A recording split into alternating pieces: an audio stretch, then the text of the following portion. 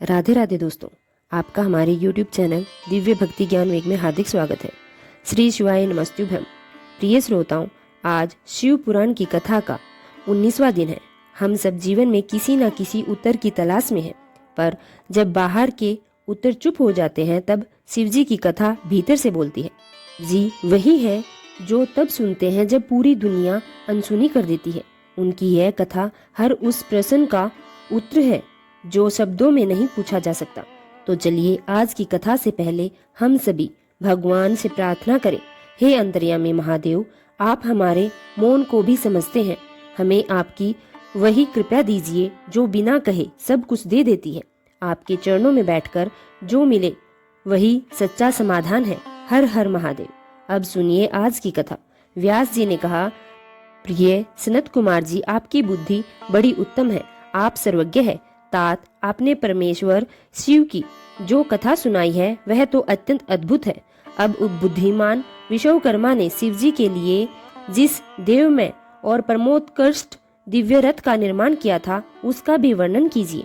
श्री सूत जी कहते हैं, मुने, व्यास जी की यह बात सुनकर मुनेश्वर सनत कुमार जी शिव जी के चरण कमलों का स्मरण करके बोले। सनत कुमार जी ने कहा, महान बुद्धिमान मुनिवर व्यास जी, मैं शिव जी के पाद पद्मों का स्मरण करके अपनी बुद्धि के अनुसार रथ के निर्माण की कथा का वर्णन करता हूँ। ध्यान पूर्वक सुनो। फिर विश्वकर्मा ने रुद्र देव के लिए बड़े यत्न से आदर पूर्वक सर्वलोक में दिव्य रथ की रचना की। वह सर्वसत और सर्वभूत में रथ श्रवण का बना हुआ था। उसके दाहिने चक्र में सूर्य और वाम चक्र में चंद्रमा विराजमान थे। दाहिने चक्र में 12 अरे लगे हुए थे जिसमें 12 सूर्य प्रतिष्ठित थे और बाएं पहिया 16 अरों से युक्त था जिनमें चंद्रमा की 16 कलाएं विराजमान थी। उत्तम व्रत का पालन करने वाले हे विपेंद्र, अश्विनी आदि सभी 27 नक्षत्र भी उस वामन चक्र की शोभा बढ़ा रहे थे। सभी 6 ऋतुएं उन दोनों पहियों की नेमी बनी थी। अंतरिक्ष रथ का अग्रभाग हुआ और मंद्राचल के रथ की बैठक पर स्थान ग्रहण किया। उद्याचल और अस्ताचल यह दोनों रथ उस कुबेर के बने हुए थे। महामेरु अधिष्ठान पर्वत उसके आश्रय स्थान हुए। काष्ठाय उसका घोड़ा क्षण, अक्षदंड और लव ईशादंड बने हुए थे। इस प्रकार उसका ईशादंड बुद्धि, नड़बल, अहंकार, कोना और पंच सबके सब मुनि श्रेष्ठ इंद्रियां उसे चारों ओर से विभूषित कर रही थी। उस समय वेदों के 6 अंग ही उसके भूषण और पुराण, न्याय, मीमांस और धर्म शास्त्र आभूषण थे। संपूर्ण शुभ लक्षणों से युक्त बल संपन्न श्रेष्ठ मंद घंटा के स्थापन पर तथा आश्रम उसके पाद बने थे। सहस्त्र फलों से सुशोभित शेष नाग बंधु रंजन हुए और दिशाएं तथा उप दिशाएं उसके पाद बने थे। मुने, चारों वेद उस रथ में जुड़े हुए थे। इसके बाद शेष बची हुई ज्योतियां उन अवश्यों के आभूषण हुई। विष से उत्पन्न हुई वस्तुओं ने सेना का रूप धारण किया। वायु बाजा बजाने वाले और व्यास आदि सभी मुख्य महर्षि वह वाहक हो गए। मुनीश्वर, अधिक कहने से क्या लाभ। मैं संक्षेप में ही बतलाता हूँ कि ब्रह्मांड में जो कुछ वस्तु थी वह सब उस रथ में विद्यमान थी। इस प्रकार बुद्धिमान विश्वकर्मा ने ब्रह्मा और विष्णु की आज्ञा से उस शुभ रथ तथा तीर्थ यात्रा के सामग्री का निर्माण किया।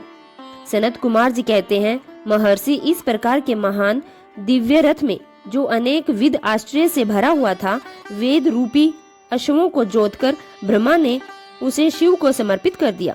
शंभु को निवेदित करने के लिए जो विष्णु आदि देवों के सम्मानीय और त्रिशूल धारण करने वाले हैं, उन देवेश्वर की प्रार्थना करके उन्हें उस रथ पर चढ़ाने लगे। तब महान ऐश्वर्यशाली सर्वदेव में शंभु रथ सामग्री से युक्त उस दिव्य रथ पर आरूढ़ हुए। उस समय ऋषि, देवता, गंधर्व, नाग, लोकपाल और ब्रह्मा विष्णु भी उनकी स्तुति कर रहे थे। गान, विद्या, विशारद अप्सराओं से उन्हें घेरे हुए थे।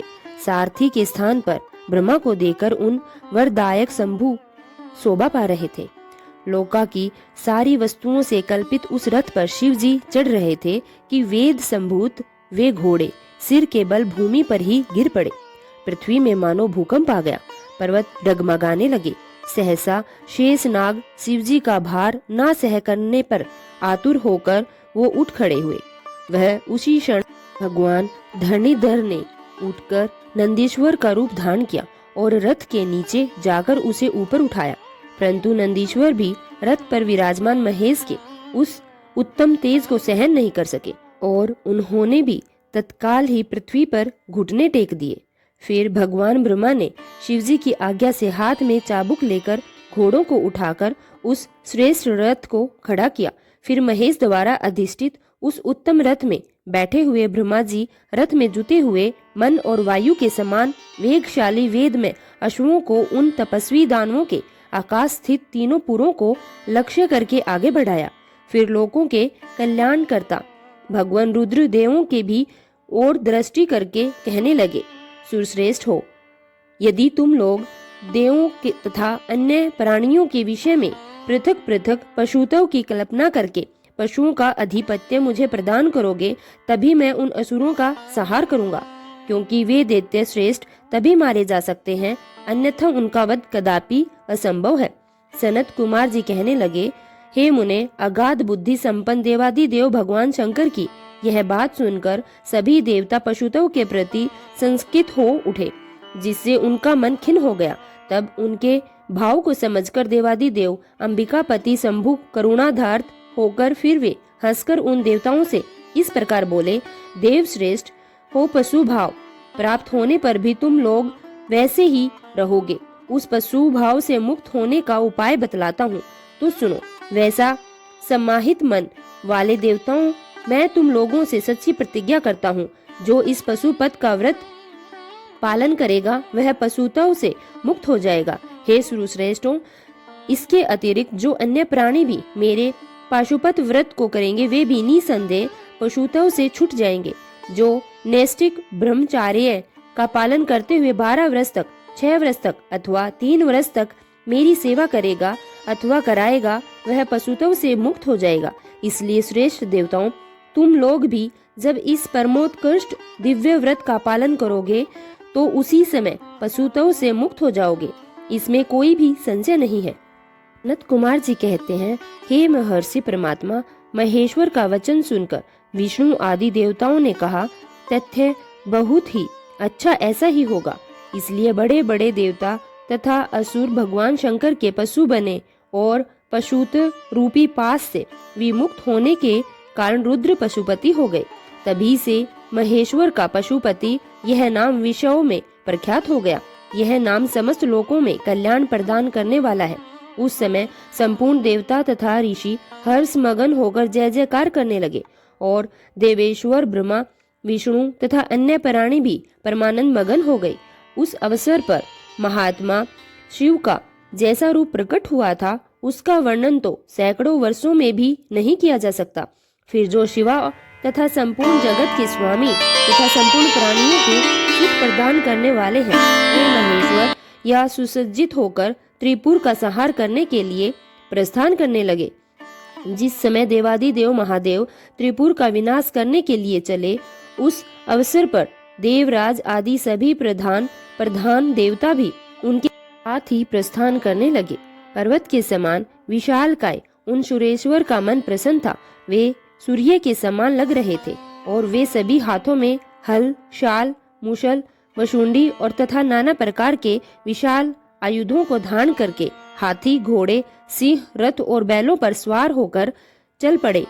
उस समय जिनके शरीर परम प्रकाशमान थे और मन महान उत्साह से संपन्न था तथा जो भी नाना प्रकार के अस्त्र शस्त्रों से सुसज्जित थे, वे इंद्र, ब्रह्मा और विष्णु आदि देव शंभु की जय जयकार बोलते हुए महेश्वर के आगे आगे चल दिए। तभी दंडी और जटाधारी मुनि हर्ष मनाने लगे और आकाशचारी सिद्ध तथा चारण पुष्पों की वर्षा करने लगे। हे विपेंद्र, त्रिपुर की यात्रा करते समय जितने गणेश्वर शिव जी के साथ थे, उनकी गणना करके कौन पार पा सकता है। फिर भी मैं कुछ का वर्णन अवश्य करता हूँ। योगिन समस्त गणराज्यों में श्रेष्ठ भृंगी गणेश्वरों तथा देवगणों से घिरकर विमान पर आरूढ़ होकर महेंद्र की भांति त्रिपुर का विनाश करने के लिए चले। उनके साथ साथ केश, विगतवास, महाकेश, महाज्वर, सोमवल्ली, सारवण, सोमप, सूर्याक्ष, सूर्यनामा, सूर्यवर्चा, सुर, सुंदर, महाकेश, प्रसंद, कुदर, चंड, कंपन, अतिकंपन, इंद्र, यंता, महीमकर, शताक्ष, पंचाक्ष, महोद्र, त्रिशिक और अहंकार कारक अजर, वकर, अस्त्र, वकर और अर्धवकर आदि बहुत से अप्रेम में बलशाली वीर गणाध्यक्ष लक्ष्य लक्षण की परवाह न करते हुए महेश्वर को घेर कर चल रहे थे, जो फिर भी महादेव शंभु संपूर्ण सामग्रियों सहित उस रथ पर स्थित होकर उन सुरेंद्रों के साथ तीनों पुरों को पूर्णतः दग्ध करने के लिए तत्पर हो गए। उन्होंने रथ के शीर्षस्थान पर स्थित होकर उस महान अद्भुत धनुष पर प्रतिजा चढ़ाई और उस पर उत्तम बाण का संसाधन करके वे रोष वेश से होठों को चाटने लगे। फिर धनुष की मुठ को दृढ़ता पूर्वक पकड़कर और दृष्टि में दृष्टि मिलाकर वे वहां अचल भाव में खड़े हो गए, परंतु उनके अंगूठे के अग्रभाग में स्थित होकर गणेश निरंतर पीड़ा ही पहुंचाते रहे, जिससे वे तीनों पूर्व त्रिशूल धारी शंकर का लक्ष्य नहीं बन सके। तब धनुष बाण धारी मंजू केस विरूपाक्ष शंकर ने परम शोभन आकाशवाणी सुनी। उस आकाशवाणी ने कहा, हे ऐश्वर्यशाली जगदीश्वर, जब तक आप इन गणेश की अर्चना नहीं कर लेंगे तब तक इन तीनों पुरों का सहार नहीं कर सकेंगे। तब ऐसी बात सुनकर अंधकासुर के निहंता भगवान शिव ने भद्रकाली को पुकारा और गजानन का पूजन किया। जब हर्ष पूर्वक विधि विधान सहित अग्रभाग में स्थित उन विनायक जी की पूजा की गई, तब वे प्रसन्न हो गए। फिर तो भगवान शंकर को उन तारक के पुत्रों महामनस्वी दैत्यों के तीनों नगर यथोवत रूप से आकाश में स्थित खड़े हुए दिखे। इस विषय में कुछ लोग ऐसा भी कहते हैं कि जब शिवजी स्वयं स्वतंत्र रूप से परब्रह्म सगुण निर्गुण सबके द्वारा अलग स्वामी परमात्मा पंचदेव में पंचदेवों के उपास्य तथा परात्पर प्रभु हैं, वे ही सबके उपास्य हैं, उनका उपास्य कोई नहीं है। तब सबके वंदनीय पर ब्रह्म स्वरूप उन देवेश्वर महेश्वर के विषय में यह बात तो उचित जान पड़ती है कि उनकी कार्य सिद्धि अन्य की कृपा पर अवलंबित हो, परंतु मुनि देवादि देव वरदानी महेश्वर के चरित्र में लीलावश सब कुछ घटित हो सकता है। इसलिए इस प्रकार जब गजानन का पूजन करके महादेव जी स्थित हुए, तब वे तीनों पुर कालवश शीघ्र ही एकता को प्राप्त हो गए।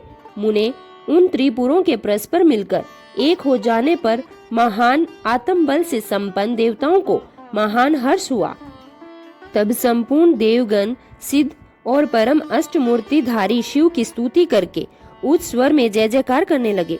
उस समय भगवान ब्रह्मा और जगदीश्वर विष्णु ने कहा, महेश्वर तारक के पुत्र उन त्रिपुर निवासी दैत्यों के वध का समय भी आ गया है। विभव इसलिए यह पूर्ण एकता को प्राप्त हो गए हैं। अतः हे देवेश्वर, जब तक यह त्रिपुर पुनः विलग हो उससे पहले आप बाण छोड़कर इन्हें भस्म कर डालिए और देवताओं का कार्य सिद्ध कीजिए। हे मुनि, फिर शिवजी ने धनुष की डोरी चढ़ाकर उस पर पूज्य पाशुपतास्त्र नामक बाण का संधान किया और उसे वे त्रिपुर पर छोड़ने का विचार करने लगे। शंकर जी के जिस समय अपने अद्भुत धनुष को खींचा था उस समय अभिजीत मुहूर्त चल रहा था। उन्होंने धनुष की टंकार तथा दुस्सिंहनाद करके नाम का घोषित किया और उन महाअसुरों को ललकार कर करोड़ों सूर्यों के समान प्रकाशमान उस भीषण बाण को उन पर छोड़ दिया। तब जिसके नोक पर अग्निदेव प्रतिष्ठित थे और जो भीषण बाण विशेष रूप से पाप का विनाशक तथा विष्णु में था, उस महान जाजल विमान शीघ्रगामी बाण ने उन त्रिपुर निवासी दैत्यों को दग्ध कर दिया। फिर वे तीनों पूर्वी भस्म हो गए और एक साथ ही चारों समुद्र रूपी वाली मेखला वाली भूमि पर गिर पड़े। उस समय शिवजी की कृपा का अतिक्रमण कर देने के कारण सैकड़ों दैत्य उस बाण स्थित अग्नि से जलकर हाहाकार मचा रहे थे। जब भाइयों सहित तारकाक्ष जलने लगा, तब उसने अपने स्वामी भक्त वत्सल्य भगवान शंकर का स्मरण किया और मन ही मन महादेव को देखकर परम भक्ति पूर्वक नाना प्रकार से विलाप करता हुआ वह उनसे इस प्रकार कहने लगा, भव आप हम पर प्रसन्न है कि हमें याद हो गया है। इस सत्य के प्रभाव से आप भी कब भाइयों को दग्ध करेंगे। भगवान, जो देवता और असुर के लिए भी आप पर्याय हैं, वह आपके हाथ से मरण रूप दुर्लभ लाभ आज हमें प्राप्त हो गया है। अब जिस जिस योनि में हम जन्म धारण करें, प्रभु वहाँ हमारी बुद्धि आपकी भक्ति से भावित रहे।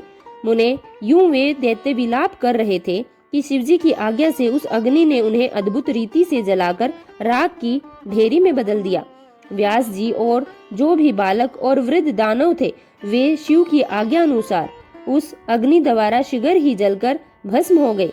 यहाँ तक कि उन त्रिपुरों में जितनी स्त्रियां और पुरुष थे, वे भी सब के सब उस अग्नि में उसी प्रकार दग्ध हो गए जैसे कल्पांत में जगत भस्म हो जाता है। उस समय उस भीषण अग्नि से कोई भी स्थावर जंगम जले बिना नहीं बचा, किंतु असुरों का विश्वकर्मा अविनाशी में बच गया, क्योंकि वह देवों का अवरोधी शंभु के तेज से सुरक्षित और सद्भक्त था। विपत्ति के अवसर पर भी वह महेश्वर का शरणागत बना रहता था। जिन देवताओं और अन्य प्राणियों का भाव अभाव अथवा कृत अकृत के प्राप्त होने पर नाशकारक पतन नहीं होता, वे सदा विनाश से बचे रहते हैं। इसलिए सत्पुरुष को अत्यंत संभावित उत्तम कर्म के लिए ही प्रयास करना चाहिए, क्योंकि निंदित कर्म करने वाले प्राणी का विनाश हो जाता है। अतः गहित कर्म का आचरण भूलकर भी ना करें। उस समय जो दैत्य बंधु बांधव सहित शिवजी की पूजा में तत्पर थे, वे सब के सब शिव पूजा के प्रभाव से दूसरे जन्म में गणों के अधिपति हो गए। व्यास जी ने पूछा, हे महाबुद्धिमान सनत कुमार जी, आप तो ब्रह्मा के पुत्र और शिव भक्तों में सर्वश्रेष्ठ हैं, आप धन्य हैं। अब यह बतलाइए कि त्रिपुर के दग्ध हो जाने पर संपूर्ण देवताओं ने फिर क्या किया, मैं कहाँ गया और उन त्रिपुराध्यक्षों की क्या गति हुई। यदि यह वृतांत शंभु की कथा से संबंध रखने वाला हो तो वह सब विस्तार पूर्वक मुझसे वर्णन कीजिए। श्री सूत जी कहते हैं, हे मुने, व्यास जी का प्रश्न सुनकर सृष्टिकर्ता ब्रह्मा जी के पुत्र भगवान सनत कुमार शिव जी के युगल चरणों का स्मरण करके इस प्रकार से कहने लगे, महाबुद्धिमान व्यास जी, जब महेश्वर ने दैत्यों से खचाखच भरे हुए उस भगवान संपूर्ण त्रिपुर को भस्म कर दिया, तब सभी देवताओं को महान आश्चर्य हुआ। उस समय शंकर जी के महान भयंकर रौद्र रूप को, जो करोड़ों सूर्यों के समान प्रकाशमान और प्रलयकालीन अग्नि की भांति तेजस्वी था, उसके जिसके तेज से दसों दिशाएं प्रज्वलित से दिखाई दे रही थी, देखकर साथ ही हिमाचल पुत्री पार्वती देवी की ओर दृष्टिपात करके संपूर्ण देवता भयभीत हो गए। तब मुख्यामुखी देवता विनम्र होकर सामने खड़े हो गए। उस अवसर पर बड़े बड़े ऋषि भी देवताओं की वाहिनी को भयभीत देखकर खड़े रह गए, कुछ बोल ही न सके और चारों ओर से शंभु को प्रणाम करने लगे। फिर ब्रह्मा जी भी शिव जी के उस रूप से भयग्रस्त हो गए। तब उन्होंने डरे हुए विष्णु तथा देवगण के साथ प्रसन्न मन से उन गिरजा सहित महेश्वर का, जो देवों के भी देव भ तथा हर नाम से प्रसिद्ध भक्तों के अधीन रहने वाले त्रिपुर हंता है, स्तवन किया। फिर सभी प्रमुख देवताओं ने शिव की स्तुति की। इस प्रकार स्तुति किए जाने पर लोगों के कल्याणकर्ता शंकर जी प्रसन्न होकर बोले, ब्रह्मा विष्णु और देवगण, मैं तुम लोगों पर विशेष रूप से प्रसन्न हूँ। अतः अब तुम सभी विचार करके अपने मनोवांछित वर मांग लो। सनत कुमार जी कहते हैं, हे मुनि श्रेष्ठ, शिव जी द्वारा कहे हुए वचन को सुनकर सभी देवताओं का मन प्रसन्नता से खिल उठा। तो फिर वे बोले, हे भगवान, हे देव देवेश, यदि आप हम पर प्रसन्न हैं और हम देवगणों को अपना दास समझकर वर देना चाहते हैं, तो हे देव सतम, जब जब देवताओं पर कोई दुख की संभावना हो, तब तब आप प्रकट होकर सदा उनके दुखों का विनाश करते रहे। सनत कुमार जी कहते हैं, हे महर्षि, जब ब्रह्मा विष्णु और देवताओं ने भगवान रुद्र से ऐसी प्रार्थना की, तब वे शांत तथा प्रसन्न होकर एक साथ ही सबसे बोले, अच्छा तथास्तु, सदा मैं ऐसा ही करूंगा। ऐसा कहकर शंकर जी ने, जो सदा देवों का दुख हरण करने वाले हैं, प्रसन्नता पूर्वक देवों को जो कुछ भी अभिष्ट था वह सारा का सारा उन्हें प्रदान कर दिया। इसी समय मैं दानव, जो शिव जी की कृपा के बल से जलने से बच गया था, शंभु को प्रसन्न देखकर हर्षित मन से वहां आया। उसने विनीत भाव से हाथ जोड़कर प्रेम पूर्वक हर तथा अन्य सभी देवों की स्तुति की, उन्हें प्रणाम किया। फिर वह शीघ्र ही शिवजी के चरणों में गिर गया। फिर दानव श्रेष्ठ मैंने उठकर शिवजी की ओर देखा। उसमें प्रेम के कारण उसका गला भर गया और वह भक्तिपूर्ण मन से उनकी स्तुति करने लगा। दिवस श्रेष्ठ मैं द्वारा किए गए सत्वन को सुनकर भगवान शिव प्रसन्न हो गए और आदर पूर्वक उससे कहने लगे, दानव श्रेष्ठ मैं तुझ पर प्रसन्न हूँ, अतः तू वर मांग। इस समय जो कुछ भी तेरे मन में अभिलाषा होगी उसे मैं अवश्य ही पूर्ण करूंगा। सनत कुमार जी कहते हैं, हे मुनि शंभु, इस प्रकार मंगलमय वचन को सुनकर दानव श्रेष्ठ ने अंजलि बांधकर विनम्र हो उन प्रभु के चरणों में नमस्कार करके कहा, हे देवादिदेव महादेव, यदि आप मुझ पर प्रसन्न हैं और मुझे वह पाने वाला अधिकारी समझते हैं तो अपनी शाश्वती भक्ति प्रदान कीजिए। परमेश्वर, मैं सदा अपने भक्तों से मित्रता रखूं, दिनों पर सदा मेरा दया भाव बना रहे और दुष्ट प्राणियों की मैं उपेक्षा करता रहूं। हे महेश्वर, कभी भी मुझ में आसुर भाव न उत्पन्न हो। हे नाथ, निरंतर आपके शुभ भजन में तल्लीन रहकर मैं निर्भय बना रहूं। सनत कुमार के इस तरह कहने पर व्यास जी, शंकर तो सबके स्वामी और भक्त वत्सल्य हैं। मैंने जो भी जिस प्रकार उन परमेश्वर की प्रार्थना की, तब वे प्रसन्न होकर उससे बोले, दानव तू मेरा भक्त है, तुझ में कोई भी विकार नहीं है, अतः तू धन्य है। अब मैं तेरा जो कुछ भी अभीष्ट वर प्रदान करता हूँ वह सारा का सारा तुझे प्रदान करता हूँ। अब अपने परिवार सहित वितल लोक में चला जा, वह स्वर्ग से भी रमणीय है। तू वहाँ प्रसन्न मन से मेरा भजन करते हुए निर्भय होकर निवास कर। मेरी आज्ञा से कभी भी तुझमें आसुर भाव का प्रकट्य नहीं होगा। सनत कुमार जी कहते हैं, मुनु, मैंने महात्मा शंकर की उस आज्ञा को सिर झुकाकर स्वीकार किया और उन्हें तथा अन्य देवताओं को भी प्रणाम करके वह वितल लोक में चला गया। फिर महादेव जी देवताओं के उस महान कार्य को पूर्ण करके देवी पार्वती अपने पुत्रों और संपूर्ण गणों सहित अंतर्ध्यान हो गई।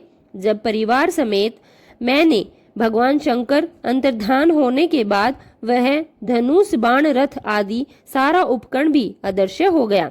फिर ब्रह्मा विष्णु तथा अन्य देव मुनि गंधर्व किन्नर नाग सर्प अप्सरा और मनुष्यों को महान हर्ष हुआ। वे सभी शंकर जी के उत्तम यश का बखान करते हुए आनंद के साथ अपने अपने स्थानों को चले गए। वहां पहुंचकर उन्हें परम सुख की प्राप्ति हुई। महर्षि, इस प्रकार मैंने शशि मौली शंकर जी का विशाल चरित्र, जो त्रिपुर सूचित करने वाला तथा परमोत्कृष्ट लीला से युक्त है, सारा का सारा तुम्हें सुना दिया। तदंतर जलंधर की उत्पत्ति से लेकर उसके वध तक का प्रसंग सुनाकर सनत कुमार ने कहा, मुने, अब शंभु का दूसरा चरित्र प्रेम पूर्वक श्रवण करो।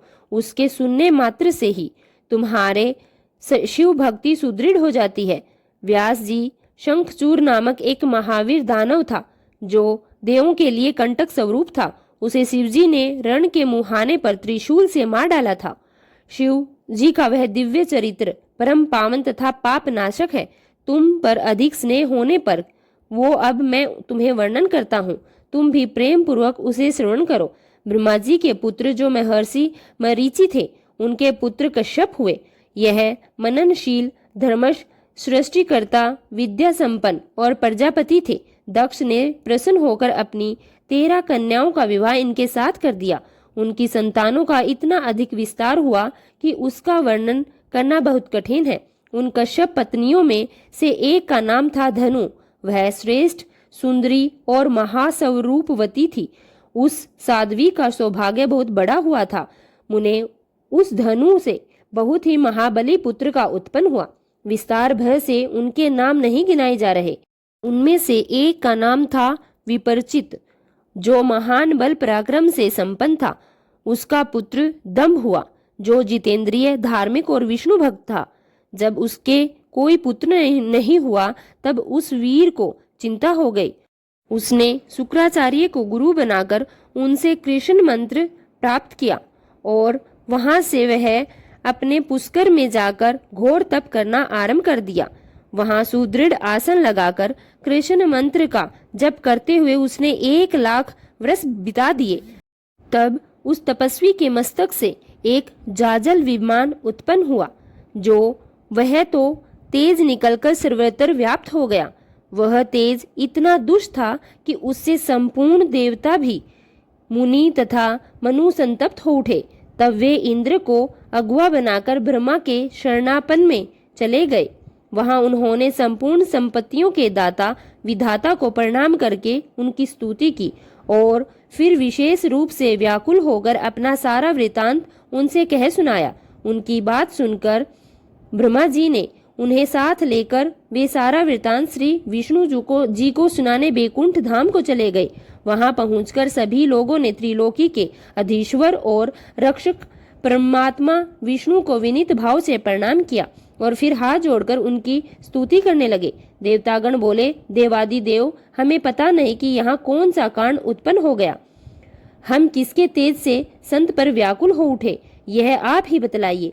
हे दीन बंधु, अपने दुखी सेवकों के रक्षक हो आप।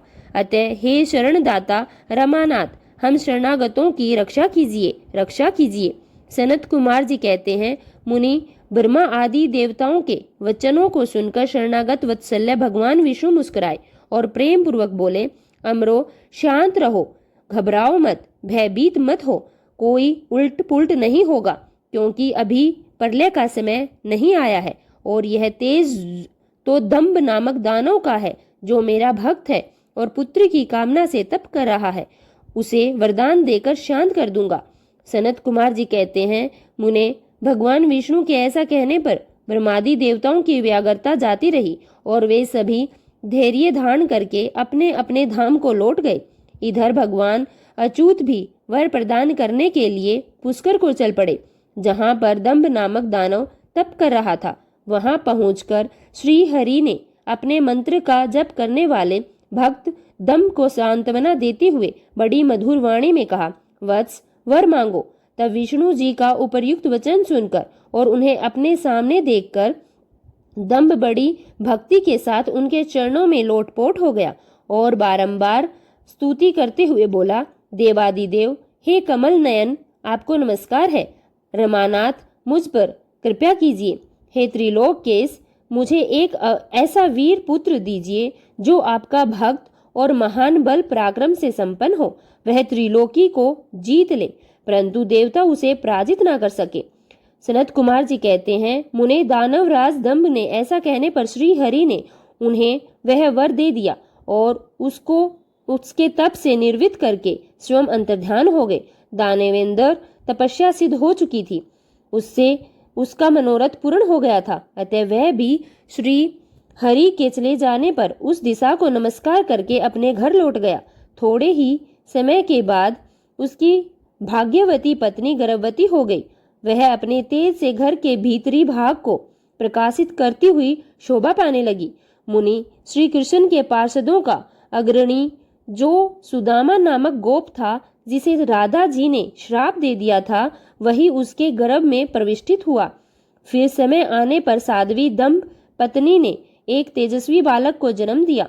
तब पिता ने बहुत से मनुष्यों को बुलाकर उसका विधि पूर्वक जात कर्म आदि संस्कार संपन्न करवाया। हे द्विजोतम, उस पुत्र से उत्पन्न होने पर वह बड़ा उत्सव मनाया। एक दिन आने पर पिता ने उस बालक का नाम शंखचूर्ण ऐसा नामकरण कर दिया। वह अपने पिता के घर में शुक्ल पक्ष के चंद्रमा की तरह बढ़ने लगा। अत्यंत तेजस्वी था, अतः उसने बचपन में ही सारी विद्याएं सीख ली। वह नित्य बाल क्रीड़ा करके अपने माता पिता का हर्ष बढ़ाने लगा और अपने समस्त कुटुंबियों का तो वह विशेष रूप से प्रेम भाजन हो गया। फिर वह जब शंखचूर्ण बड़ा हुआ, तब वह जैगिष्वय मुनि के उपदेश से पुष्कर में जाकर ब्रह्मा जी को प्रसन्न करने के लिए भक्ति पूर्वक तपस्या करने लगा। उस समय वह एकाग्र होकर अपनी इंद्रियों को वश में करके गुरुपति ब्रह्मा विद्या का जप करने लगा। इस प्रकार पुष्कर में तपस्या करते हुए दानवराज शंखचूर्ण को वर देने के लिए लोक गुरु और ऐश्वर्यशाली ब्रह्मा जी शीघ्र ही वहां पधारे और उस दानवेंद्र से बोले, वर मांगो।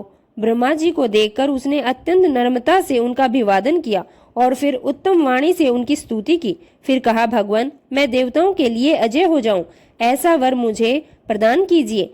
तब ब्रह्मा जी उस पर परम प्रसन्न होकर बोले, तथास्तु, ऐसा ही होगा। फिर उन्होंने शंखचूरण को वह दिव्य श्री कृष्ण कवच भी प्रदान किया जो जगत के संपूर्ण मंगलों का भी मंगल और सर्वत्र विजय प्रदान करने वाला है। फिर ब्रह्मा जी ने उसे आज्ञा दी कि तुम अब बद्री वन को जाओ, वहीं धर्मध्वज की कन्या तुलसी के भाव से तपस्या कर रही है, तुम उसके साथ विवाह कर लो। ऐसा कहकर ब्रह्मा के शरण सुनते ही उसने सामने तुरंत अंतर्ध्यान हो गए।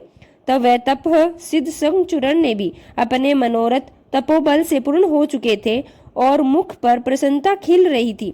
उस जगत के मंगलों के भी मंगल स्वरूप कवच के गले में पहनकर वह आज्ञानुसार वह तत्काल ही बद्रिका आश्रम को चल पड़ा। वहां दानव शंखचूरण सहसा स्थान पर जा पहुंचा जहां धर्मजय की पुत्री तुलसी तपस्या कर रही थी।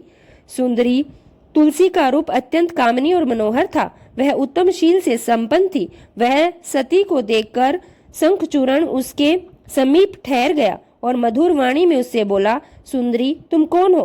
किसकी पुत्री हो? तुम यहाँ चुपचाप बैठकर क्या कर रही हो? यह सारा रहस्य जरा मुझे बतलाओ। तो सनत कुमार जी कहते हैं, मुने शंखचूरण की यह सकाम वचन सुनकर तुलसी ने उनसे कहा, मैं धर्मध्वज की तपस्विनी कन्या हूँ और यहाँ तपोवन में तप कर रही हूँ। आप कौन हैं? सुखपूर्वक अपने अभिष्ट स्थान को चले जाइए, क्योंकि नारी जाति ब्रह्मा आदि को भी मोह में डाल देने वाली होती है। यह विष तुल्य निंदनीय दोष उत्पन्न करने वाली माया रूपणी तथा विचारशीलों को भी श्रृंखला के समान जकड़ लेने वाली होती है। सनत कुमार जी कहते हैं, हे महर्षि, तुलसी जब इस प्रकार रस भरी बातें कहकर चुप हो गई, तब उसे मुस्कुराती देखकर शंखचूरण ने भी कहना आरंभ कर दिया, देवी, तुमने जो बात कही है वह सारी की सारी मिथ्या हो। ऐसी बात नहीं है, उसमें कुछ तो सत्य और कुछ असत्य भी है। इसका विवरण मुझसे सुनो। शुभ ने जगत में जितनी पतिव्रता नारियां हैं उनमें तुम अग्रणी हो। मेरा तो ऐसा विचार है कि जैसे मैं पाप बुद्धि कामी नहीं हूँ, उसी प्रकार तुम भी काम प्रार्थना नहीं हो। फिर भी इस समय मैं ब्रह्मा जी की आज्ञा से ही तुम्हारे समीप आया हूँ और गांधर्व विवाह की विधि से तुम्हें ग्रहण करना चाहता हूँ। भद्रे, क्या तुम मुझे नहीं जानती हो अथवा तुमने कभी मेरा नाम भी नहीं सुना है? अरे, देवताओं में भगदड़ डालने वाला शंखचूरण तो मैं ही हूँ। मैं धनु का वंशज और दंभ नामक दानव का पुत्र हूँ। पूर्व काल में ही श्री हरि का पार्षद था। मेरा नाम सुदामा गोप था। उस समय मैं राधिका जी के शाप से दानवराज शंखचूरण होकर ही उत्पन्न हुआ हूँ। यह सारी बातें मुझे याद है, क्योंकि श्री कृष्ण के प्रभाव से मुझे अपने पूर्व जन्म का स्मरण बना हुआ है। सनत कुमार जी कहते हैं, मुने तुलसी के समक्ष ऐसा कहकर शंखचूरण मौन हो गया। जब दानवराज ने आदर पूर्वक तुलसी से ऐसा सत्य वचन कहा, तब वह परम प्रसन्न हुई और मुस्कुराकर कहने लगी, भद्र पुरुष, आज आपने अपने सात्विक विचार से मुझे पराजित कर दिया है। जो पुरुष स्त्री द्वारा परास्त न हो सके वह संसार में धन्यवाद का पात्र है, क्योंकि जिसे स्त्री जीत लेती है वह पुरुष सदाचारी होते हुए भी सदा अपवित्र बना रहता है। देवता, पितृ और समस्त मानव उसकी निंदा किया करते हैं और जन्ना शोष था मरना शोष में ब्राह्मण 10 दिनों में, स्त्रिय 12 दिनों में और वैश्य 15 दिनों में शुद्ध हो जाता है तथा शूद्र की शुद्धि 1 मास में हो जाती है। ऐसा वेदों का अनुशासन है। परंतु स्त्री से पराजित हुए पुरुष की शुद्धि चिता के अतिरिक्त कभी नहीं हो पाती और किसी से भी संभव नहीं है। इसी कारण उसके पितृ उसके द्वारा दिए गए पिंड तर्पण आदि को इच्छा पूर्वक ग्रहण भी नहीं कर पाते। यहाँ तक कि देवता भी उसके लिए अर्पित किए गए फूल पुष्प आदि को स्वीकार नहीं करते। जिसका मन स्त्रियों में हो जाता है उसके ज्ञान, उत्तम तप, जप, होम, पूजन, विद्या और दान से क्या लाभ? मैंने आपके विद्या, प्रभाव और ज्ञान की जानकारी के लिए ही आपकी परीक्षा ली है। इसलिए मैं आपकी कामनी को चाहिए कि वह अपने मनोनीत कांत की परीक्षा करके ही उसे पति रूप में वर्ण करे। सनत कुमार जी कहते हैं, व्यास जी, जिस समय तुलसी इस प्रकार वार्तालाप कर रही थी, उसी समय सृष्टिकर्ता ब्रह्मा जी भी वहां आ पहुंचे और इस प्रकार कहने लगे, शंखचूरण, तुम इसके साथ क्या व्यर्थ में वाद विवाद कर रहे हो? तुम गंधर्व विवाह की विधि से इसका शीघ्र ही पानी ग्रहण करो, क्योंकि निश्चय ही तुम पुरुष रतन हो और यह सती साध्वी स्त्रियों में रतन स्वरूपा है। ऐसी दशा में निपुण और निपुणा के साथ समागम गुणाकारी ही होगा। सती साध्वी तुलसी इस प्रकार से कहने लगी कि तू ऐसे गुणवान कांत की क्या परीक्षा ले रही है? यह तो संपूर्ण असुरों और दानवों का मान मर्दन करने वाला है। हे सुंदरी, तू इसके साथ संपूर्ण लोकों में सर्वदा उत्तम उत्तम स्थानों पर चिरकाल तक यथ विहार कर। शरीरांत होने पर यह पुनः गोलोक में श्री कृष्ण को ही प्राप्त होगा और इसकी मृत्यु हो जाने पर तू भी बैकुंठ में चतुर्भुज भगवान को प्राप्त करेगी। सनत कुमार जी कहते हैं, मुने इस प्रकार आशीर्वाद देकर ब्रह्मा अपने धाम को चले गए। तब दानव शंखचूरण ने गांधर्व विवाह की विधि से तुलसी का पानी ग्रहण किया और तुलसी के साथ इस प्रकार विवाह करके वह अपने पिता के स्थान को चला गया और मनोरम भवन में उस रमणी के साथ विहार करने लगा। सनत कुमार जी कहते हैं, महर्षि, जब शंखचूरण ने तप करके वर प्राप्त कर लिया था और वह विवाहित होकर अपने घर लौट आया, तब दानवों और दैत्यों को बड़ी प्रसन्नता हुई। वे असुरों को तुरंत ही अपने लोक से निकालकर अपने गुरु शंकराचार्य के साथ लेकर दल बनाकर उनके निकट आए और विनय पूर्वक उसे प्रणाम करके अनेकों प्रकार से आदर प्रदर्शित करते हुए उसका सत्वन करने लगे। फिर उसे अपना तेजस्वी स्वामी मानकर अत्यंत प्रेम भाव से उसके पास ही खड़े हो गए। उधर दंभ कुमार शंखचूरण ने भी अपने कुल गुरु शुक्राचार्य को आर्य आया हुआ देखकर बड़े आदर और भक्ति के साथ उन्हें साष्टांग प्रणाम किया। फिर गुरु शुक्राचार्य ने समस्त असुरों का साथ सलाह करके उनकी सम्मति से शंखचूरण और दानवों और असुरों का अधिपति बना दिया। दंभ पुत्र शंखचूरण प्रतापी और वीर तो था ही, असुर राज में ही उस समय असुर राज्य पर शोभा पाने लगा। तब उसने सहसा देवताओं पर आक्रमण करके वेग पूर्वक उनका संहार करना आरंभ कर दिया। सभी देवता मिलकर भी उसे उत्कृष्ट तेज को सहन नहीं कर सके और वे समर भूमि से दिया हुआ भाग चले।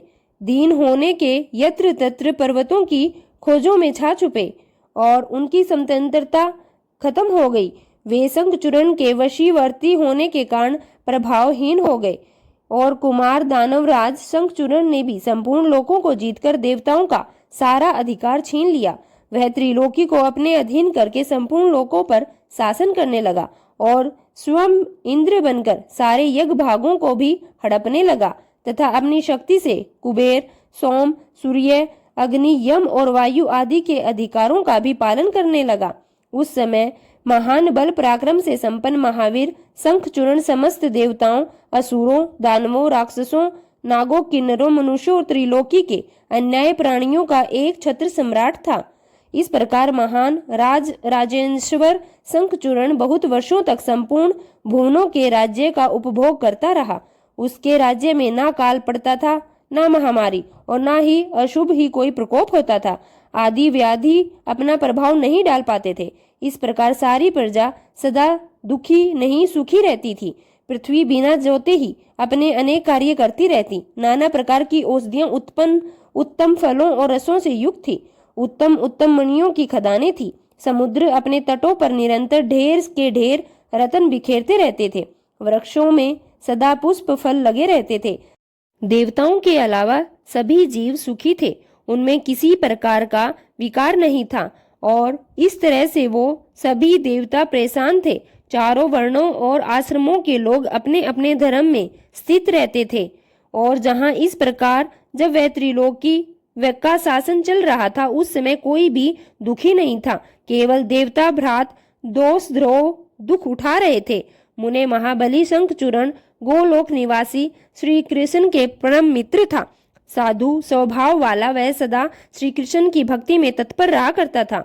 पूर्व शापवश उसे दानव की योनि में जन्म लेना पड़ा, परंतु दानव होने पर भी उसकी बुद्धि दानव की सी नहीं थी।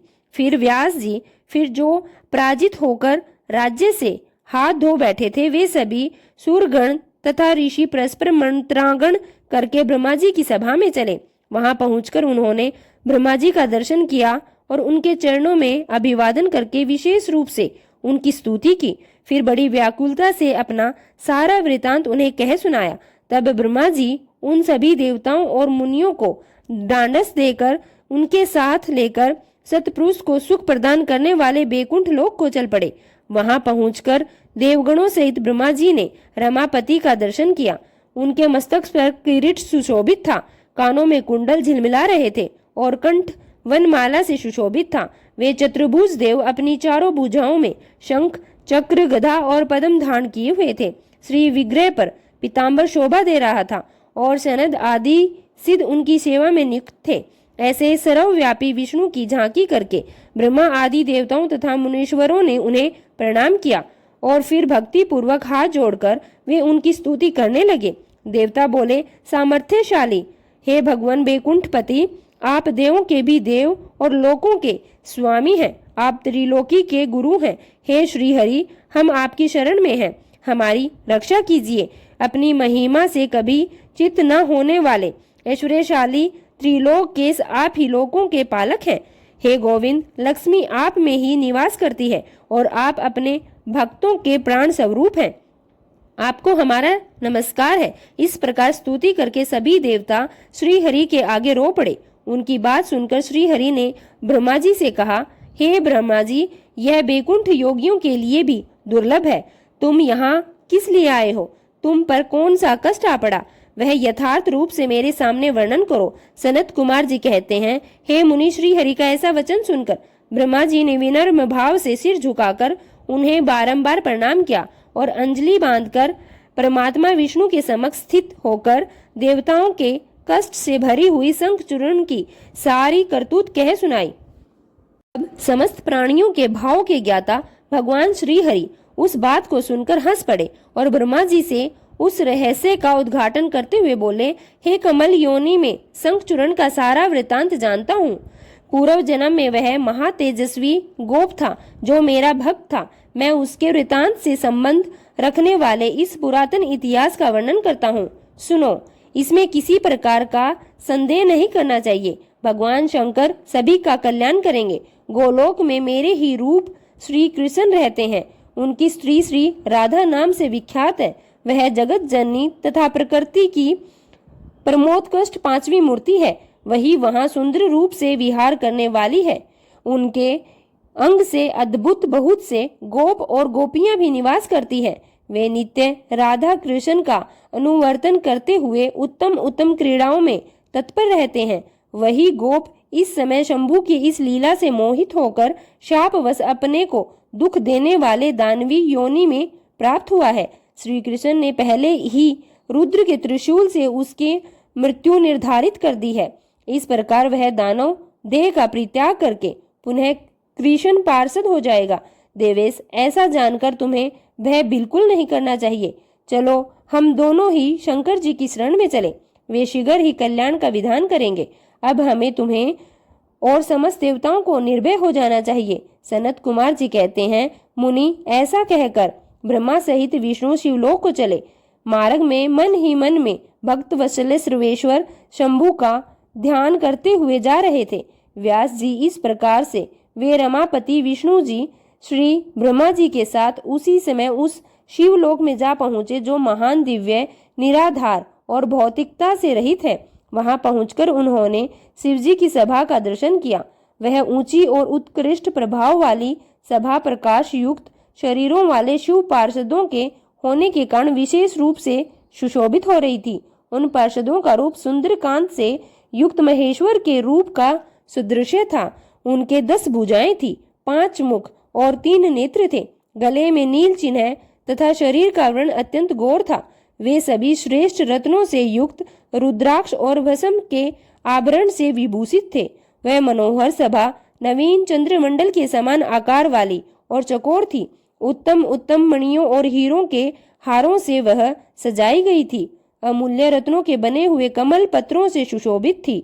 उसमें मणियों की जालियों से युक्त गवाक्ष बने हुए थे, जिससे वह चित्र विचित्र दिख रहे थे।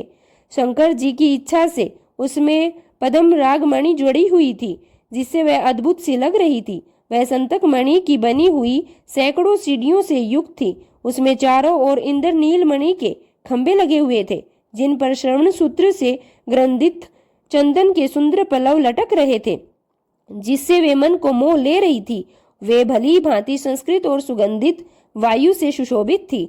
1 सहस्त्र योजन विस्तार वाली वह सभा बहुत से किंकरों से खचाखच भरी हुई थी। उसके मध्य भाग में अमूल्य रत्नों द्वारा निर्मित एक विचित्र सिंहासन था। उसी पर उमा सहित शंकर जी विराजमान थे। उन्हें सर्वेश्वर विष्णु ने देखा। वे तारकाओं से घिरे हुए चंद्रमा के समान लग रहे थे। वे किरीट, कुंडल और रत्नों की मालाओं से विभूषित थे। उनके सारे अंग में भस्म रमाई हुई थी। वे लीला कमल धारण किए हुए थे और महान उल्लास से भरे हुए वे उमाकांत का मन शांत और प्रसन्न था। देवी पार्वती ने उन्हें सुवासित तांबूल प्रदान किया था, जिसे वे चबा रहे थे। शिवगण हाथ में श्वेत चंवर लेकर परम भक्ति के साथ उनकी सेवा कर रहे थे और सिद्ध भक्तवश सिर झुकाकर उनमें लगे हुए थे। वे गुणातीत, परेशान, त्रिदेवों के जनक, सर्वव्यापी, निर्कल्प, निराकार, अश्वेश अनुसार, साकार, कल्याण स्वरूप, माया रहित, जन्मा आज्ञा माया के अधीश्वर, प्रकृति और पुरुष से भी परे, सर्वसमर्थ, परिपूर्णतम और समता युक्त है। ऐसे विशिष्ट गुणों से युक्त शिवजी को देखकर ब्रह्मा जी और विष्णु जी ने हाथ जोड़कर उन्हें प्रणाम किया और फिर वे उनकी स्तुति करने लगे। विचित्र प्रकार से स्तुति करके अंत में वे बोले, हे भगवान, आप दीपों और अनाथों के सहायक, दीनों के प्रतिपालक, दीन बंधु, त्रिलोकों के अधीश्वर और शरणागत वत्सल्य हैं। हे गौरीश, हमारा उद्धार कीजिए। हे परमेश्वर, हम पर कृपा कीजिए। नाथ, हम आपके ही अधीन हैं। अब आपके जैसी इच्छा हो वैसा कीजिए। सनत कुमार जी कहते हैं, मुने फिर जो अत्यंत दीनता को प्राप्त हो गए थे, उन ब्रह्मा जी और विष्णु जी का वचन सुनकर शिव जी मुस्कुराए और मेघ गर्जना के साथ गंभीर वाणी में बोले, हे हरे, हे ब्राह्मणा, तुम लोग शंखचूर्ण द्वारा उत्पन्न हुए भय को सर्वथा त्याग दो, क्योंकि निसंदेह तुम्हारा कल्याण होगा। मैं शंखचूर्ण का सारा वृतांत यथार्थ रूप से जानता हूँ। वह पूर्व जन्म में एक गोप था जो ऐश्वर्यशाली भगवान श्री कृष्ण का भक्त था। और अब तुम सभी प्रेम पूर्वक मेरी बात सुनो। देवों को आनंदित करने के लिए शीघ्र ही कैलाशवासी रुद्र के समीप जाओ। वह रुद्र रूप मेरा ही उत्तम पूर्ण रूप है। मैं ही देव कार्य की सिद्धि के हेतु पृथक स्वरूप धारण करके वहां प्रकट हुआ हूँ। मेरा रूप के ऐश्वर्यशाली और परिपूर्णता में है। हे हरे, इसलिए मैं भक्तों के वशीभूत होकर कैलाश पर्वत पर सदा निवास करता हूँ। फिर कैलाश पर पहुंचकर देवताओं ने भगवान रुद्र की स्तुति की और अंत में कहा, हे महेशान, आप तो कृपा के आकार हैं, दीनों का उद्धार करने वाले। हे प्रभु, दानवराज शंखचूर्ण का वध करके इंद्र को उसके भय से आजाद कीजिए। हे प्रभु, देवों को इस विपत्ति से उबार लीजिए। तब भक्त वत्सल्य शंभु देवताओं की इस प्रार्थना को सुनकर हंसकर और मेघ गर्जना सी गंभीर वाणी में बोले, हे हरे, हे ब्राह्मण, हे देवगण, तुम लोग अपने अपने स्थान को लौट जाओ। मैं निश्चय ही सैनिकों सहित शंखचूर्ण का वध कर डालूंगा, इसमें तनिक भी संशय नहीं है। सनत कुमार जी कहते हैं, व्यास जी महेश्वर के उस अमृत श्रावी वचन को सुनकर संपूर्ण देवताओं को परम शांति प्राप्त हुई। उसमें उन्होंने समझ लिया कि अब दानव शंखचूर्ण मरा हुआ ही है। महेश्वर के चरणों में प्रणाम करके विष्णु जी बैकुंठ और ब्रह्मा जी सतलोक को चले गए तथा संपूर्ण देवता भी अपने अपने स्थान को चले गए। इधर उन महान रुद्र ने, जो परमेश्वर दुष्टों के लिए काल रूप और सत्यपुरुषों की गति है, देवताओं को अपनी इच्छा से अपने मन में शंखचूर्ण के वध का निश्चय किया। तब उन्होंने प्रसन्नता पूर्वक अपने प्रेमी गंधर्वराज चित्ररथ को दूत बनाकर शीघ्र ही शंखचूर्ण के पास भेजा। चित्ररथ वहां जाकर शंखचूर्ण को खूब समझाकर कहा, परंतु उसने बिना युद्ध किए ही राज्य लौटना स्वीकार ही नहीं किया और कहने लगा, मैंने ऐसा दृढ़ निश्चय किया है कि मैं महेश्वर के साथ युद्ध किए बिना ना तो राज्य वापस दूंगा और ना ही अधिकारों को लौटाऊंगा। तू कल्याणकर्ता रुद्र के पास लौट जा और मेरी कही हुई बात यथार्थ रूप से उनसे कह दे। वे जैसा उचित समझेंगे वैसा करेंगे। तू व्यर्थ ही यहाँ खड़ा मत रह। सनत कुमार जी कहते हैं, हे मुनि श्रेष्ठ, ऐसा कहे जाने पर शिवदूत अर्थात चित्ररथ अपने स्वामी महेश्वर के पास लौट गया और उसने सारी बातें ठीक ठीक कह दी। तब उस दूत के वचनों को सुनकर देवताओं के स्वामी भगवान शंकर को क्रोध आ गया और उन्होंने अपने वीरभद्र आदि गणों से कहा, हे वीरभद्र, हे नंदिन क्षेत्रपालों, आठों भैरवों में आज ही शीघ्र शंखचूरण का वध करने के लिए निमित्त चलता हूँ। अतः मेरी आज्ञा से मेरे सभी बलशाली गण आयुधों से सुसज्जित होकर तैयार हो जाएं और अभी अभी कुमारों अर्थात स्वामी कार्तिकेय और गणेश जी के साथ रण यात्रा करें। भद्रकाली भी हमारे साथ युद्ध के लिए प्रस्थान करे। सनत कुमार जी कहते हैं, मुने ऐसी आज्ञा पाकर शिव जी अपनी सेना के साथ चल पड़े। फिर तो सभी वीरगण हर्ष मगन होकर उनके पीछे पीछे चलने लगे। इसी समय संपूर्ण सेनाओं के अध्यक्ष सकंद और गणेश भी हर्ष से भरे हुए कवच धारण करके सशस्त्र शिव जी के निकट आ पहुंचे। फिर वीरभद्र, नंदी, महाकाल, सुभद्र, विलासकाल, वाण, पिंगलाक्ष, विंगपन, विरूप, विकृति, मणिभद्र, ताम्रलोचन, दुर्ज और दुर्गम आदि गण नायक जो भी प्रधान सेनापति थे, शिवजी के साथ चल दिए। उनके गणों की संख्या करोड़ों में थी। आठों भैरव, 11 भयंकर रुद्र, 8 इंद्र, 12वें आदित्य, अग्नि, चंद्रमा, विश्वकर्मा, दोनों अश्विनी कुमार, कुबेर, यम, नरती, वायु, वरुण, बुध, मंगल तथा अन्य ग्रह पराक्रमी कामदेव, उग्र दंड, कोरकट आदि ने भी शीघ्र ही महेश्वर का अनुगमन किया। सो महेश्वरी देवी भद्रकाली भी 100 भुजाएं धारण करके शिवजी के साथ चली।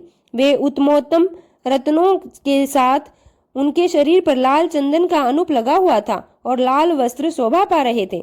वे अपने हर्ष मंगल होकर हंसती नाचती और उत्तम स्वर से गान करती हुई अपने भक्तों को अभय और स्त्रुओं को प्रदान करने वाली थी। उनकी 1 योजन लंबी भीषणाकार जिह्वा खप्पर त्रिशूल से, अपने हाथों में शंख, चक्र, गदा, पद्म, ढाल, तलवार, धनुष, बाण, गोलाकार खप्पर, योजन लंबी शक्ति, मुद्गर, मुशल, वज्र, खग, तीखा फलक, नासपास, गंधर्वास्त्र, ब्रह्मशास्त्र, काल, महानल, महेश्वर शास्त्र, यम दंडा शास्त्र और अन्य दिव्य अस्त्र तथा सैकड़ों दिव्य शास्त्र धारण किए हुए थी। करोड़ों योगिनियों तथा डाकनियां उनके साथ थी। फिर भूत, प्रेत, पिशाच, कुष्मांड, ब्रह्मा राक्षस, बेताल राक्षस, यक्ष और स्कंद जी उनके पिता के पास आकर उन चंद्रशेखर को प्रणाम कर और उनकी आज्ञा से पार्श्व भाग में स्थित होकर सहायक का स्थान ग्रहण किया। फिर रुद्र रूपधारी भगवान शंभु अपनी सारी सेना को एकत्रित करके शंखचूरण के साथ लोहा लेने के लिए निर्भयता पूर्वक आगे बढ़े और देवताओं का उद्धार करने के लिए चंद्रभागा नदी के तट पर मनोहर वट वृक्ष के नीचे जाकर खड़े हो गए। व्यास जी उधर जब शिव दूत चला गया और प्रतापी शंखचूरण ने महल के भीतर जाकर तुलसी से वे सारी वार्ता कह सुनाई। शंखचूरण ने कहा कि देवी, शंभु के दूत के मुख से युद्ध के लिए आमंत्रण सुनकर मैं युद्ध के लिए उद्यत हुआ हूँ और उनसे जूझने के लिए अब मैं निश्चय ही जाऊंगा। तुम मेरी आज्ञा हो तो ऐसा कहकर उस ज्ञानी ने अपनी प्रिया को नाना प्रकार से समझाया। फिर वह ब्रह्म मुहूर्त में उठकर प्रातः कृत्य समाप्त करके अपने नित्य क्रम को पूरा कर बहुत सा दान दिया।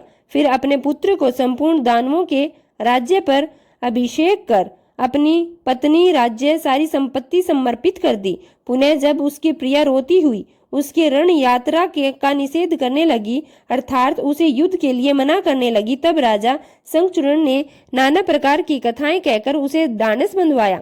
फिर उस समादूत दानव राज ने कवच धारण करके युद्ध करने के लिए तैयार होकर अपने वीर सेनापति को बुलाकर उसे आदेश देते हुए कहा, सेनापति, मेरे सभी वीर जो संपूर्ण कार्यों में कुशल हैं और समर में शोभा पाने वाले हैं, आज कवच धारण करके युद्ध के लिए प्रस्थान करें। शूरवीर दानवों और दैत्यों की 86 टुकड़ियां थी तथा बलशाली कंकों की निर्भय सेना अस्त्र शस्त्र से सुसज्जित होकर नगर से बाहर निकले। करोड़ों प्रकार से पराक्रम प्रकट करने वाले जो असुर 50 कुल के हैं, वे भी देवों के पक्षपाती शंभु से युद्ध करने के लिए प्रस्थित हो। मेरी आज्ञा से धर्मों के 100 कुल भी कवच से विभूषित होकर शंभु के साथ लोहा लेने के लिए शीघ्र ही प्रस्थान करे। कालकेयों, मौर्यों, दहदों तथा कालकों को भी मेरी यह आज्ञा सुना दो कि वे रुद्र के साथ युद्ध करने के लिए रण सामग्री से सुसज्जित होकर चले। सनत कुमार जी कहते हैं, हे मुनि, सेनापति को ऐसा आदेश देकर असुरों का राजा महाबलिनेन्द्र शंखचूर्ण महशस्त्र प्रकार की बहुत सी निपुण सेनाओं से घिरा हुआ नगर से बाहर निकला।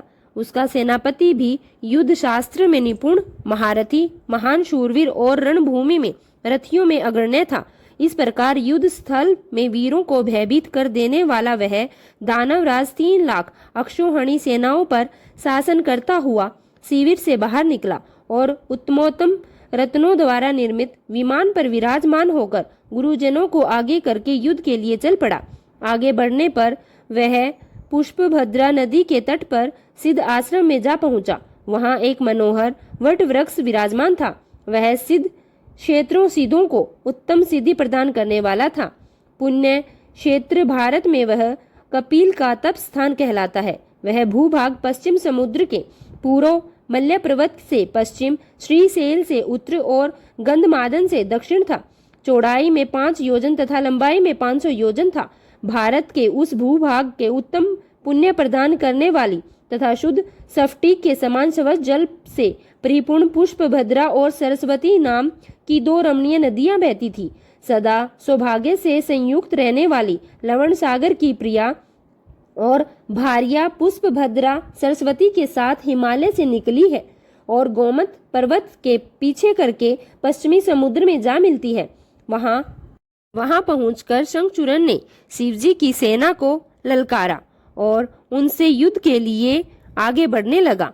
मुनि, उसने पहले शिवजी के पास एक दानेश्वर को दूत के रूप में भेजा। उसने शिवजी से युद्ध न करने के लिए कहा और शिवजी ने उसे देवताओं का राज्य लौटा देने की बात कही।